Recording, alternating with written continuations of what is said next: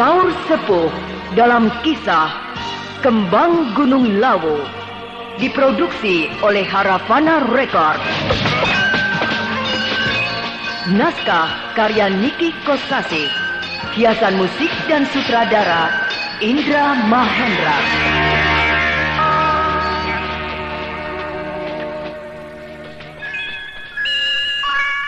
Halo para pendengar tercinta, saya Eli Irmawati, pemeran Dewi Mantili. Kalau terserang flu, pilek, demam dan sakit kepala, saya selalu minum Prokol, sebab saya yakin akan khasiat Prokol. Prokol obat flu resep dokter yang sekarang dijual bebas. Prokol cepat berkhasiat, Anda pun cepat sehat.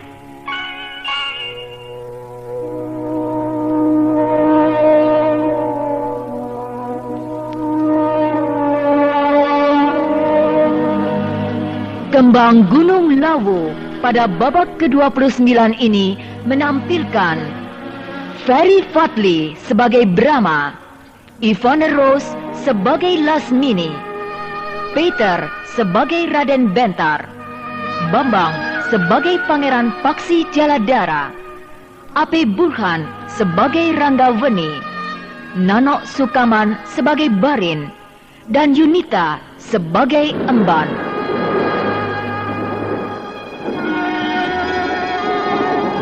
Inilah Kembang Gunung Lawu babak ke-29.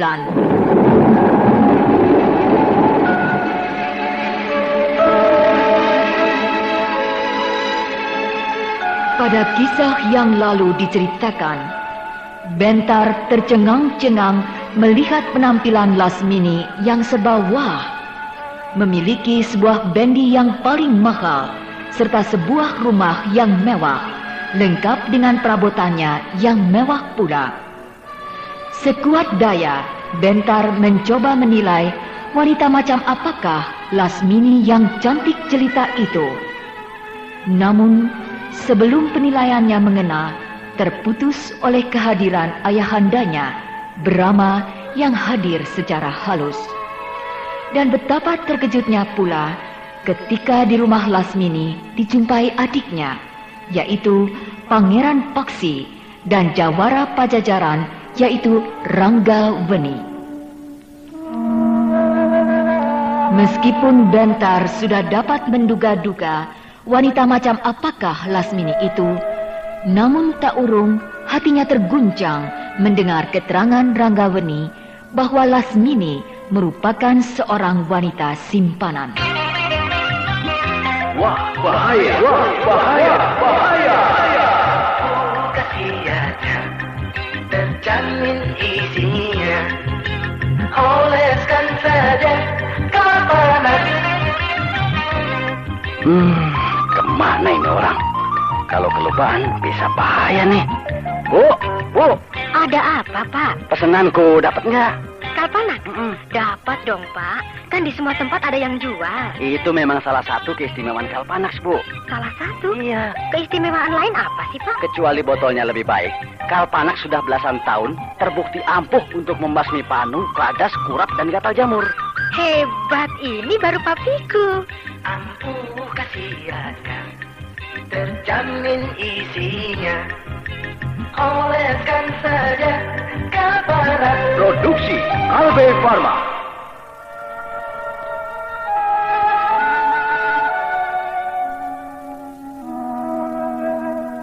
Paman tidak akan mengatakan siapa orangnya yang memelihara Lasmini. Paman hanya bisa mengatakannya, orang itu orang terkemuka. Pantas dia menangis ketika saya mengatakan bahwa citra seseorang bisa saja berubah. Begitu pula pandangan saya terhadapnya. Paman percaya kepada Raden, sebab Raden lebih paham tentang peri pola manusia ketimbang Paman. Tapi yang Paman sesalkan, mengapa Lasmini mendekati Raden? Mungkin dia mencari obat penawar duka lara. Namun alangkah tidak pantasnya dia ingin mendapatkannya dari Raden. Obat penawar duka lara banyak macamnya, Paman Ranggaweni. Begitu pula seseorang membutuhkan obat penawar duka lara tidak akan sama dengan orang lainnya. Masing-masing berbeda, disesuaikan dengan kebutuhan batinnya. Raden bisa berkata begitu karena seperti saya katakan tadi, Raden sudah paham tentang peri pola manusia. Akan tetapi bagi orang lain, apalagi orang awam, penilaiannya akan lain. Dan hal itu dapat membawa akibat yang tidak baik bagi nama Raden sebagai putra Raja Agung Madangkara. Ya, memang itulah kesulitannya. Meskipun kita berkata iya 1.000.000 kali, tapi kalau orang banyak berkata tidak, kita tidak akan bisa apa-apa. Ya, benar Raden. Namun sebaiknya kita menunggu ayahanda Raden yang sedang bercakap-cakap dengan Lasmini. Dia ada di serambi belakang rumah ini. Iya, Paman.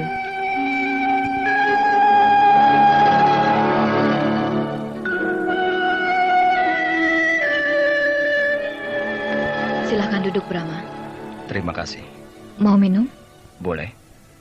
Meskipun aku yakin kau pasti tahu kemana dan di mana aku selama ini berada. Tapi baru kali ini kau berkunjung ke rumahku. Maka kau aku anggap tamu dan akan aku jamu. Terima kasih. Mbok, Daulat dan Ayu, siapkan minuman. Daulat dan Ayu. Mau apa kau berkunjung ke rumahku ini? Menjemput Bentar. Sebab hari ini kami akan kembali ke Madangkara. Hanya itu? Iya, hanya itu. Kenapa caranya kau datang seperti itu? Kenapa tidak terang-terangan dari depan rumah? Malu? Takut namamu jatuh? Kalau ada yang tahu Raja Agung Madangkara berkunjung ke rumah Lasmini? Begitu bukan? Bukan. Bukan? Bentar anakku. Dia ada di rumahmu. Adalah wajar kalau aku ingin tahu dengan caraku sendiri. Kau khawatir? Juga hal itu wajar. Kenapa kau selalu mendekati Bentar? Tidak dapat bapaknya, aku ambil anaknya. Ancamanmu ancaman semu.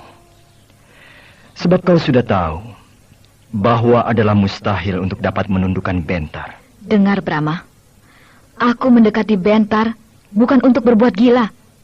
Tapi aku mendapatkan apa yang tidak aku dapatkan dari kau. Hal yang mana? Perihal cinta kasih. Kau menertawakan dirimu sendiri. Lasmini, aku dengan baik hati mau memberikan kepadamu saran, wejangan, nasihat, petua, bimbingan, dan entah apa lagi namanya. Nah, kalau aku tidak kasihan kepadamu, untuk apa aku berbaik hati seperti itu? Tidak, kau tidak kasihan kepadaku. Kau hanya berlaku sebagai seorang guru semu yang memberikan pelajaran dan bimbingan kepada muridnya. Tapi apakah si murid itu mau jadi pintar atau tetap bodoh, kau tidak akan peduli. Dan begitu pelajaran habis, kau lantas pergi, angkat kaki, masa bodoh dengan perkembangan murid-muridmu. Nah, Brahma Kumbara, di mataku, kau tak lebih dari seorang guru semu. Itukah yang kau sebut bahwa kau tidak mendapatkannya dari aku? Iya. Lantas apakah kau mendapatkannya dari Bentar? Beri aku waktu. Terlambat. Terlambat? Saat ini dia di serambi depan rumahmu. Bentar dan Ranggaweni sedang bercakap-cakap, memperbincangkan siapa dirimu yang sebenarnya. Berdebah! Ranggaweni keparat! Kubunuh kau! Cil!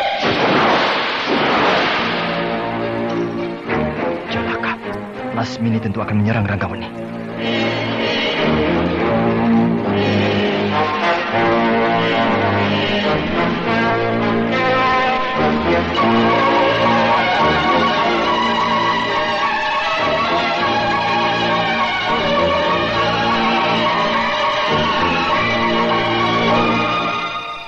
Ranggaweni! Lasmini. Kau racun! Aku bunuh kau!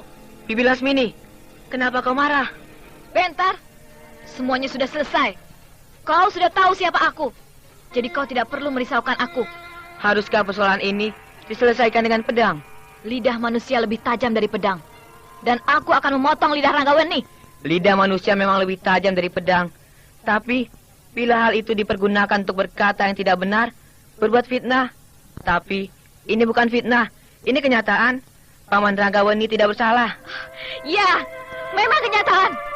Aku aku tidak akan lari dari kenyataan bahwa aku adalah pelacur. Ya, Lasmini pelacur. Bibi Lasmini, marilah kita bicara baik-baik. Tidak. Mundur. Mundur kau, Bentar. Bibi Lasmini sudah mencabut pedang. Nah, lebih baik pedang itu dihujamkan ke dada saya. Bentar. Mundur. Pergi kau. Pergi. Biarkan aku mengadu jiwa dengan Ranggaweni. Bibi Lasmini. Raden Bentar, mundurlah. Biarkan Lasmini menumpahkan murka kepadaku. Tidak, Paman Rangga. Paman tidak bersalah. Sayalah yang menjadi penyebab dari semuanya ini. Raden, coba kau menoleh ke arah sebelah kanan. Lihatlah, ayahmu sedang duduk di sebuah kursi dan melambaikan tangan memanggil Raden. Ah, Ayahanda Brahma. Nah, cepatlah menghadap kepada ayahmu. Ada yang hendak disampaikannya kepadamu. Baik, Paman. Brahma, kau benar-benar manusia batu. Bentar anakmu bersedia menjadi tumbal untuk mengatasi perkara ini. Tapi kau dengan seenaknya memanggil dia. Berarti kau memang ingin melihat aku bertarung dengan Ranggaweni. Kau ingin melihat aku mati.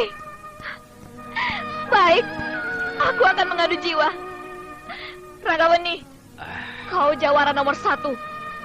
Semua orang di Pajajaran takut sama kau. Bahkan Pangeran Kian Santang gentar terhadap kau.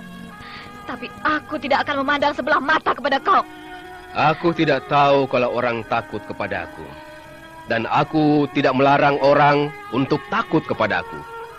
Jadi kau berhak merasa tidak takut kepadaku. Berdebah!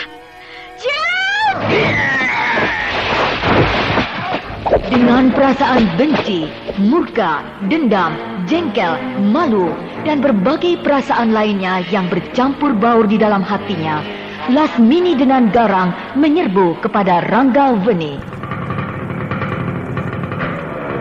Nana, ayahmu datang. Mana Sukri? Belum pulang, Pak. Main ke rumah teman. Bapak sakit ya? Flu? Iya. Ke dokter, makanya ke dokter, Pak. Ayo, aku antar. Mana ada waktu, Bu. Aku mesti berangkat kerja lagi. Oh, kalau begitu, minum prokol, Pak. Hah? Minum prokol sama dengan mendapat obat flu resep dokter. Iya, Pak. Sekarang kemasannya baru lagi. Bagus. Iya, coba. Sini aku minum prokol. Loh, Pak, sudah mau berangkat lagi? Prokol memang manjur, Bu. Aku berangkat dulu, Bu. Ayo, Nana. Prokol memang manjur. Bapakmu, Nana, cepat sembuh. Prokol memang cepat berhasiat. Kemasannya baru. Pedang Lasmini menderu-deru, berkelebat-kelebat, dengan ganas menyambar-nyambar mengurung Ranggaweni. Tapi Ranggaweni adalah jawara Pajajaran nomor 1 yang sudah terlalu kenyang dengan pengalaman bertarung dengan mantap menghalau semua serangan Lasmini. Lasmini terus-menerus menyerang dengan beringas, hatinya menjerit, batinnya menangis. Itulah yang membuat air matanya tak henti-hentinya berderai membasahi pipinya yang ranum.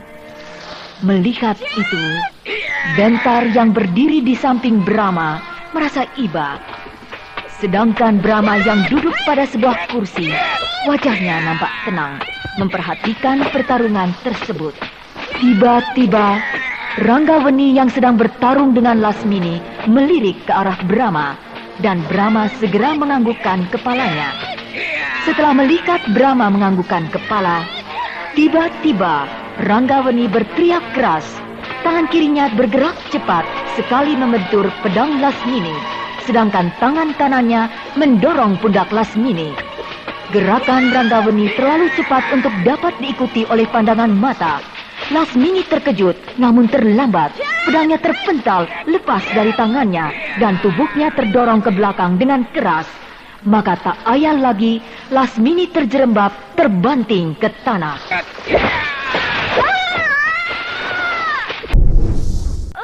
Cukup, Lasmini, cukup. Bunuh! Bunuh aku! Kau menang! Cepat, bunuh aku! Tidak ada alasan untuk membunuhmu. Tidak! Tidak!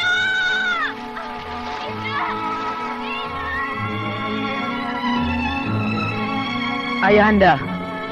Kau Iba? Ya, Ayahanda tidak keberatan. Temuilah dia. Hanya kau yang dapat menghilangkan kepedihan hatinya. daulat Ayahanda. Terima kasih. Di luar kota ada sebuah sungai kecil. Di sana aku menunggu kamu. Daulat Ayahanda. Ranggaweni, mari kita berangkat. Baik, tuanku. Wak Brahma, Iya. Bagaimana Paksi? Kakang Bentar bagaimana? Nanti dia akan menyusul kita. Bibi Lasmini, kasihan. Kenapa kau kasihan? Bibi Lasmini baik. Kepada Kakang Bentar baik. Kepada saya juga baik. Biarlah Bentar yang menghibur Lasmini. Ayo, kita segera berangkat. Daulat Wak Brahma.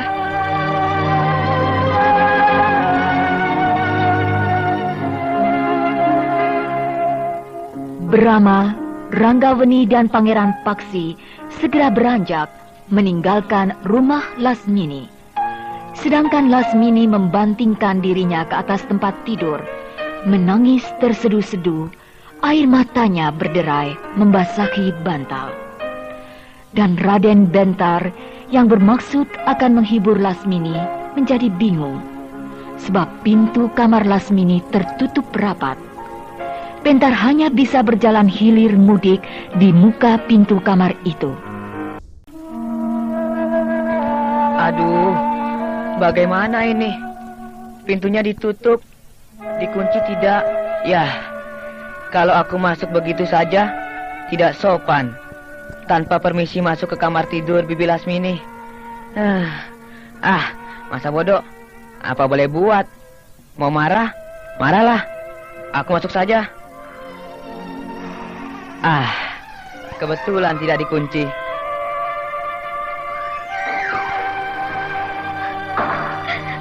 Bibi Lasmini. Mau apa kau kesini? Maafkan saya. Masuk ke kamar Bibi. Pergi. Jangan hiraukan aku. Pergi. Bibi Lasmini. Saya mau bicara. Pergi kataku.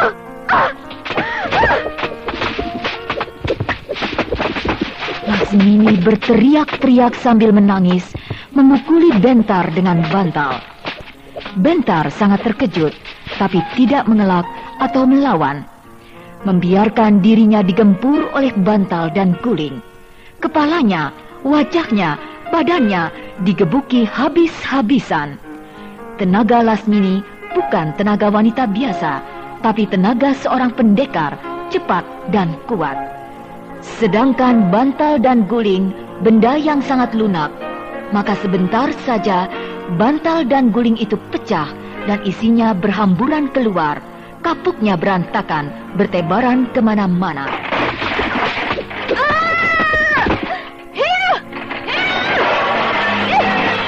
Celaka.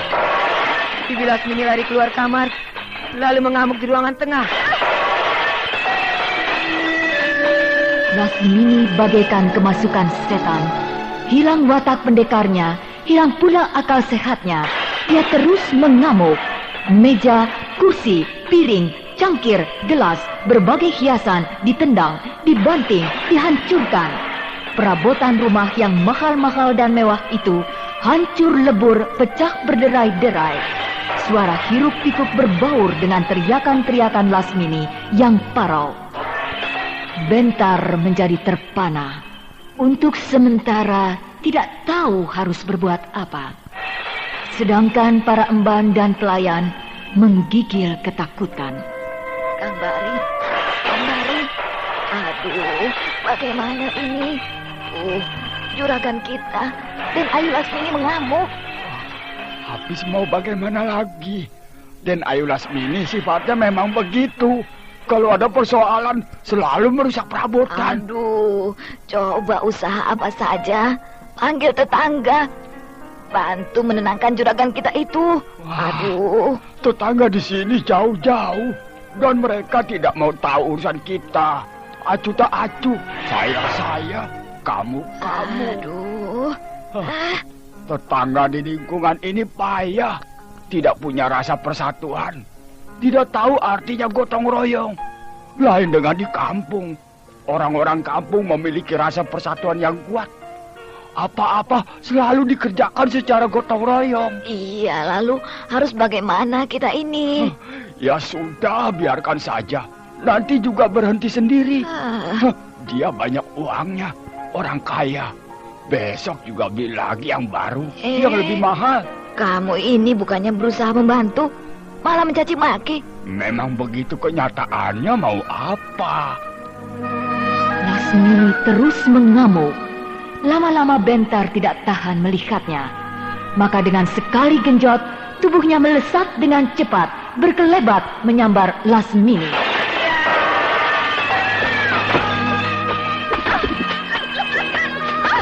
Lepaskan! Sudah, cukup. Hentikan semuanya. Hentikan. Tidak. Lepaskan! Barin, celaka. Dan Ayu Lasmini ditubruk, dicekik, mau dibunuh. Ngawur. Itu bukan mau dibunuh, tapi diringkus. Tapi mereka berkelahi. Lihat, berpelukan erat sekali. Berguling-guling di lantai, menggelinding. Aduh.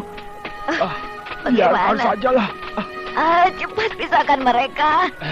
Jangan gegabah. Anak itu putra raja. Jangan suka ikut campur urusan kaum bangsawan. Salah-salah, kita sendiri yang digantung. Bentar berhasil meringkus Lasmini. Tapi karena dorongan tenaganya terlalu kuat, maka keduanya jatuh dan berguling-guling di lantai. Lasmini berkutut, berusaha melepaskan diri. Tapi Bentar tidak mau melepaskannya, malah semakin memperkuat ringkusannya. Bibi Lasmini, sadar. Sadarlah. Hentikan semuanya ini. Lepaskan. Lepaskan. Lepaskan aku. Lepaskan.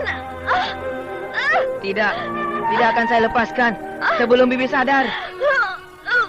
Lepaskan.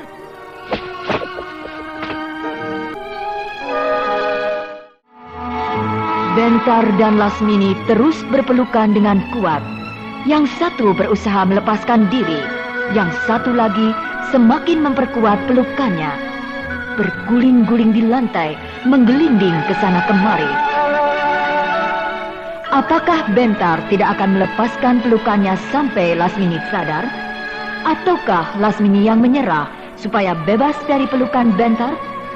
Nah, pendengar yang budiman, marilah kita ikuti lanjutan serial Sandiwara Radio ini yang dipersembahkan oleh Prokol, obat flu yang dulu dibeli dengan resep dokter, sekarang dapat dibeli bebas di mana-mana. Dan Kalpanax, obat penyakit kulit yang ampuh khasiatnya.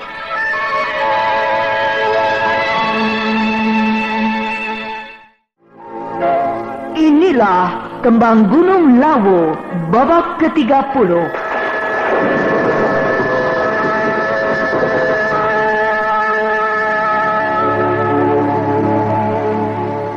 Pada kisah yang lalu diceritakan, Lasmini melampiaskan kepedihan hatinya dengan merusak perabotan rumah tangganya.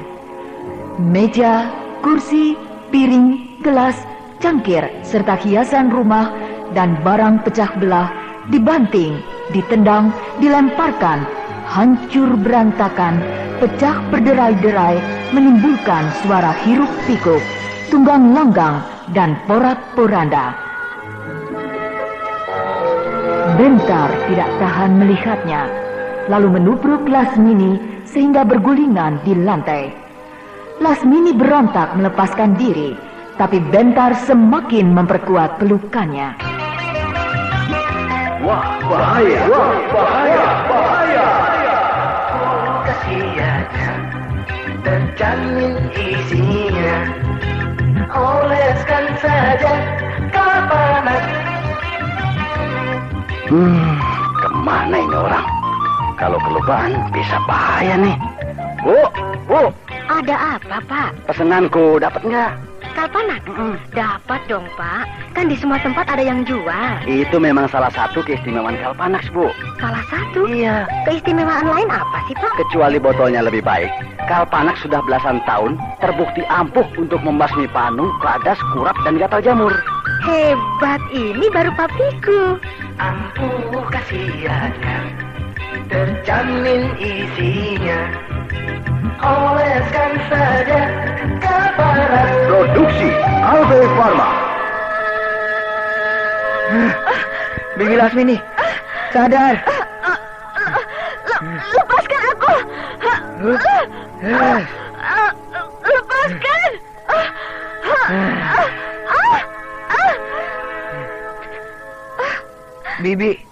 Bibi Lasmini. Pelayan, Emban. Daulat Raden. Daulat Raden. Oh, dan Ayu pingsan. Dia kehabisan tenaga. Ambil air putih dalam cangkir itu. Baik, Raden. Jangan yang panas, yang dingin. Daulat, Raden. Bibi Lasmini lemas, terkulai. Dia tidak pingsan, hanya kehabisan tenaga. Ini Raden, air putih dingin. Sini.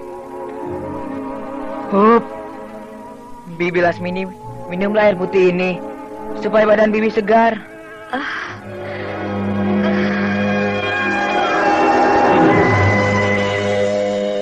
Dengan hati-hati, Bentar meminumkan air putih yang sejuk kepada Lasmini. Sambil tetap terkulai dengan lemas, Lasmini meminumnya.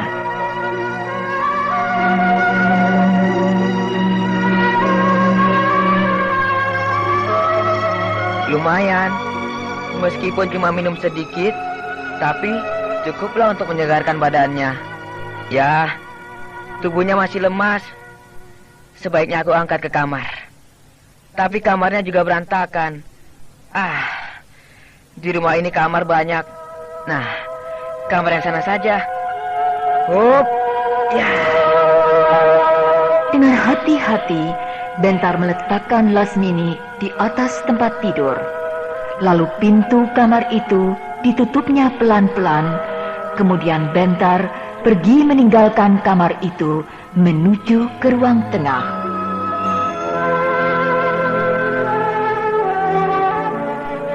Pelayan, Emban. Daulat Raden. Sekarang bersihkan rumah ini. Daulat Raden. Ambil sapu. Sekarang bersihkan rumah ini. Daulat Raden. Ambil sapu dan keranjang. Kumpulkan barang-barang yang rusak. Pecahan beling yang berserakan itu disapu dan masukkan ke dalam keranjang. Daulat Raden.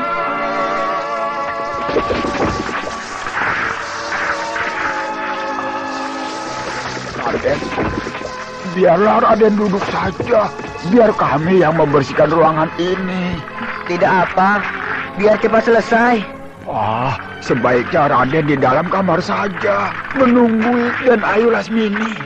Tidak usah ditunggui, dia bisa bangun sendiri. Daulat Raden. Kang Barin. Ya. Raden Bentar itu putra Raja Madangkara. Oh, dia. Baru kali ini aku melihat seorang putra raja seperti itu. Oh, maksudmu? Mau bekerja, mau menyapu lantai, mengangkat kursi. Entahlah, putra raja yang ini memang lain. Setelah selesai membantu pelayan dan Emban membenahi ruangan yang berantakan itu, Bentar pergi ke serambi belakang untuk sekedar melepaskan lelah.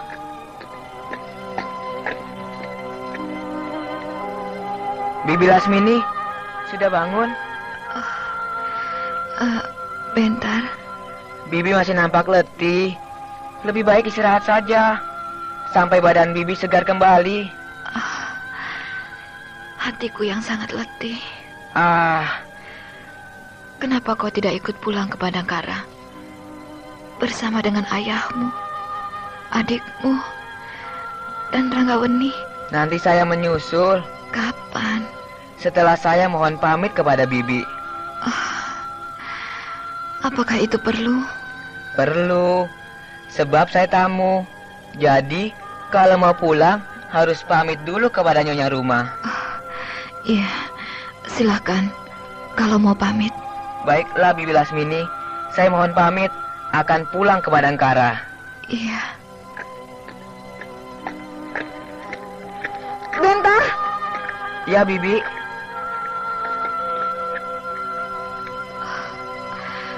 Kau anak kecil, berani mempermainkan aku. Kau pikir aku akan meratap-ratap minta belas kasihanmu? Pergilah kau anak Madangkara. Aku tidak membutuhkanmu lagi. Terima kasih. Kau sama saja dengan ayahmu. Tidak punya perasaan. Bibi Lasmini sedang kalut. Kau menyakiti hatiku. Kau menyakiti hatiku. Kau...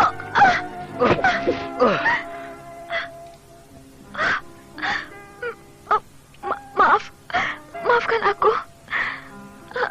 Aku menampar pipimu. Aku menyakitimu. Jangankan cuma ditampar, digempur pakai batu juga tidak apa-apa. Mengapa aku kehilangan akal?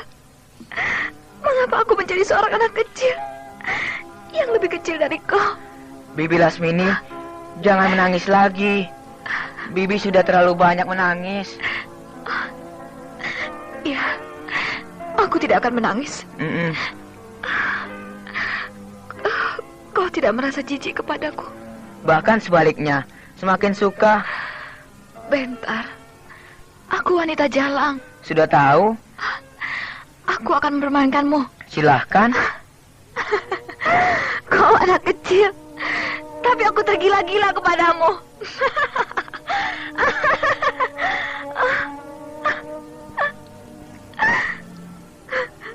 Ketika pelangi menyibakkan rambutnya, aku menggapai cakrawala. Padang ilalang bergoyang di embus angin senja. Aku menghirup harum rambutmu. Wahai, kau yang kokoh. Kulihat di matamu ada telaga. Usapkan tanganmu di dadaku yang luka. Wahai kesatria kayangan, bisikan lagi nyanyian dewa. Batu bertumpu pada kikir bintang. Suaraku parau di bibir langit. Namun aku terus menjerit. Menjerit. Sukmaku berkulum senyum. Senyummu wahai kesatria. Di matamu ada bintang? Ada. Di bibirmu ada langit? Ada. Di hatimu ada samudra? Ada. Di wajahmu ada matahari. Hore. Terima kasih, Bentar. Kau telah membangkitkan semangatku. Syukurlah, Bibi sudah kembali memperoleh kepercayaan diri. Iya. Nah, saya sekarang sudah bisa pulang kan? Tanpa merasa cemas bahwa Bibi Lasmini akan kehilangan akal lagi. Tidak, Bentar. Percayalah, hatiku sekarang telah mantap untuk dengan tegap melangkahkan kaki. Baiklah, Bibi. Selamat tinggal. Selamat jalan. Hati-hati di jalan, Bentar. Terima kasih.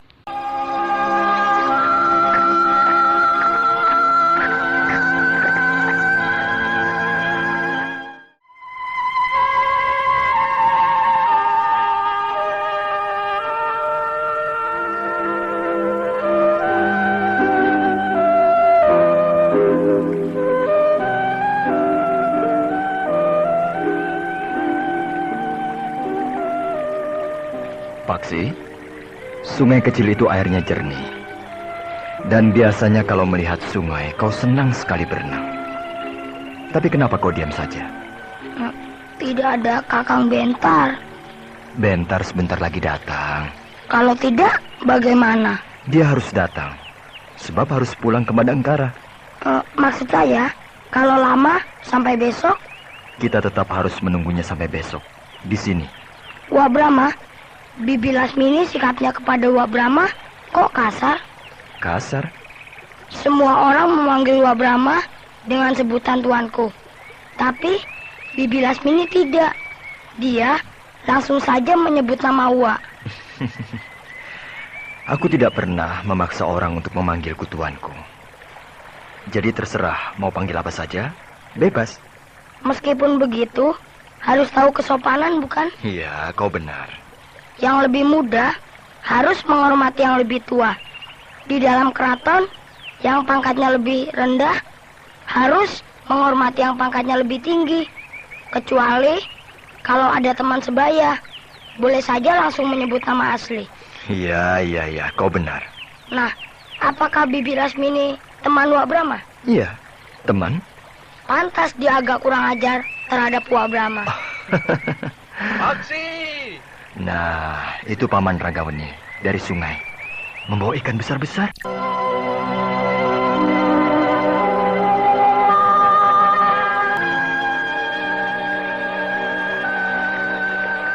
Nah, Paman dapat ikan banyak.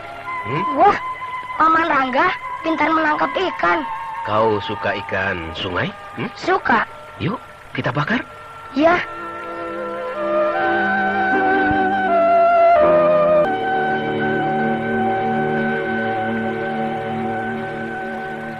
Ayo, Paksi, habiskan. Tuh, ikannya masih banyak itu. Ayo. Ikannya gede banget. Sebesar paha. Makan satu saja sudah kenyang. Ayahanda. Nah, itu Bentar datang. Kakang Bentar. Daulat Ayahanda, Rai Paksi, Paman Rangga. Kakang Bentar, nih kami sedang bakar ikan. Wah, banyak banget. Besar-besar. Kebetulan saya lapar. Tidak dikasih makan oleh Bibi Lasmini. Mau makan pakai apa? Piringnya saja tidak ada. Tidak ada piring. Ah, Kakang Bentar bergurau. Bibi Lasmini orang kaya. Rumahnya besar dan bagus. Masa tidak punya piring? Pecah semua. Pecah semua? Iya, Bibi Lasmini mengamuk. Semuanya dirusak. Piring, gelas, cangkir, meja, kursi, lemari, ditendang, dibantingnya. Pokoknya kacau balau. Kenapa begitu? Berkelahi dengan Kakang Bentar ya? Dia marah-marah. Tidak tahu marah sama siapa. Dan rupanya kalau dia marah, suka punya kebiasaan yang jelek. Berapatan rumah yang jadi sasaran. Jelek betul sifatnya. Marah kok barang yang dirusak. Ya, mungkin dia marah kepada saya. Tapi karena saya tidak ada, perabotan rumah yang jadi sasaran. Tidak, Paman Rangga. Saya tahu benar. Dia melepaskan semua kekesalan hatinya. 1001 macam perasaan yang selama ini dipendam meledak sekaligus. Tapi bisa kau atasi? Iya, saya berhasil mengatasinya, Ayahanda. Caranya? Ketika dia sedang mengamuk sambil berteriak-teriak, tapi juga sambil menangis, saya sambar dan berguling-guling. Pakai jurus apa? Jurus macan sambar kelinci. Oh, iya, jurusnya sudah benar. Tapi kau belum bisa membagi tenaga. Dorongan tenagamu terlalu besar, sehingga kau dan Lasmini terguling. Tapi kalau kau bisa menakar tenaga dengan tepat, meskipun sambaranmu cepat, tapi kau tidak akan terguling. Benar, Ayahanda. Saya menyambar dia terlalu keras. Jadi, saya kehilangan keseimbangan. Lalu? Bibi Lasmini berontak, berusaha melepaskan diri. Tapi saya kunci dengan jurus supit urang. Dia tidak bisa berkutik dan akhirnya menyerah, lemas terkulai. Nana, ayahmu datang. Mana Sukri? Belum pulang, Pak. Main ke rumah teman. Bapak sakit ya? Flu? Iya. Ke dokter, makanya ke dokter, Pak. Ayo, aku antar. Mana ada waktu, Bu. Aku mesti berangkat kerja lagi. Oh, kalau begitu, minum prokol, Pak. Hah? Minum prokol sama dengan mendapat obat flu resep dokter. Iya, Pak. Sekarang kemasannya baru lagi. Bagus. Iya, coba sini aku minum prokol. Loh, Pak, sudah mau berangkat lagi? Prokol memang manjur, Bu. Aku berangkat dulu, Bu. Ayo, Nana. Prokol memang manjur. Bapakmu, Nana, cepat sembuh. Prokol memang cepat berkhasiat. Kemasannya baru.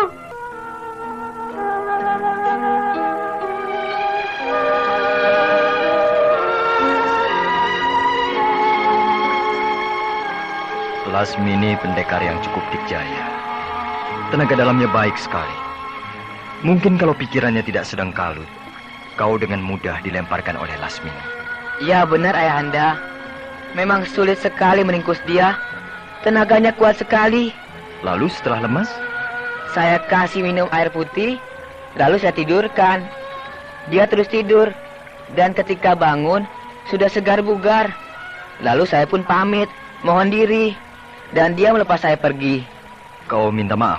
Ya, saya minta maaf. Karena semua yang terjadi akibat saya. Iya, bagus. Sekarang mari kita segera berangkat. Pulang ke Madangkara. Daulat Ayahanda. Paman Rangga akan ikut ke Madangkara? Iya, Paman akan ke Madangkara. Tapi di Madangkara hanya 2 hari. Selanjutnya akan bergerak terus ke barat sampai ke Tegal Paku. Tegal Paku? Di mana itu? Sebuah tempat yang paling subur di wilayah barat, terletak di sekitar 2 sungai yang bergandeng, yaitu Sungai Haliwung dan Sungai Sadane. Apakah Paman melakukan perjalanan sejauh itu? Ya, sebab di sanalah nanti akan berdiri ibu kota Pajajaran yang baru. Ibu kota kerajaan Pajajaran yang baru? Ya. Prabu Siliwangi sudah mengambil keputusan dan memindahkan ibu kota Pajajaran dari Kawali ke Tegal Paku. Oh, benarkah Paman? Iya, Tuanku Sri Baginda Maharaja Prabu Siliwangi menilai bahwa Kawali sebagai ibu kota Pajajaran sudah tidak memenuhi syarat. Kalau Pajajaran ingin maju dan berkembang menjadi sebuah kerajaan yang besar, maka harus memindahkan ibu kotanya. Dan ibu kota yang baru sudah dipilih, yaitu Tegal Paku. Kapan akan dilaksanakan pemindahan ibu kota kerajaan Pajajaran itu, Paman? Secepatnya. Benar kata Ayahanda Brahma, bahwa dengan dinobatkannya Prabu Siliwangi menjadi Raja Pajajaran, maka akan terjadi sebuah peristiwa yang paling bersejarah bagi kerajaan Pajajaran khususnya, dan kerajaan-kerajaan lain umumnya yang ada di wilayah Kulon.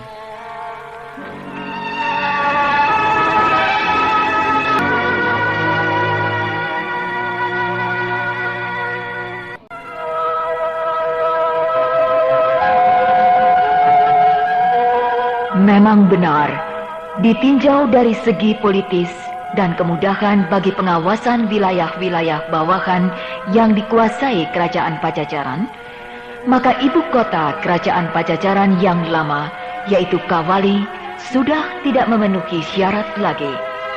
Dan Prabu Siliwangi sudah lama melihat semua itu.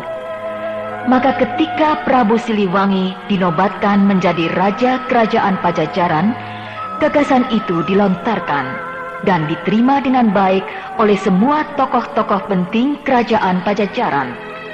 Semuanya setuju tanpa kecuali. Maka dengan penuh rasa percaya diri dan dengan keyakinan yang mantap, Prabu Siliwangi memindahkan ibu kota kerajaan Pajajaran dari Kawali ke wilayah yang paling barat, yaitu Tegal Paku.